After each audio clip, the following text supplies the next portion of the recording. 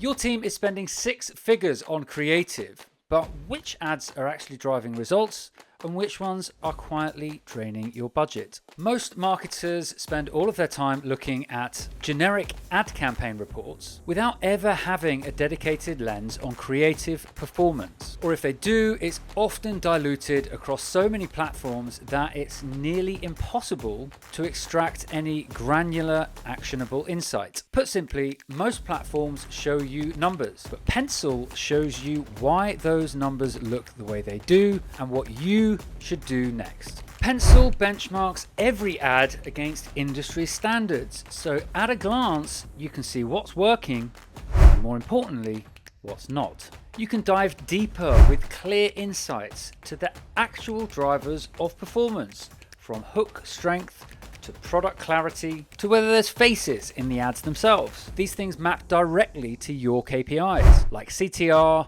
or Initiate Checkout. Your team gets guided AI-powered recommendations, which are not just generic best practice, but are actually tailored to your actual ads. And then when it's ready, publishing all happens right within Pencil.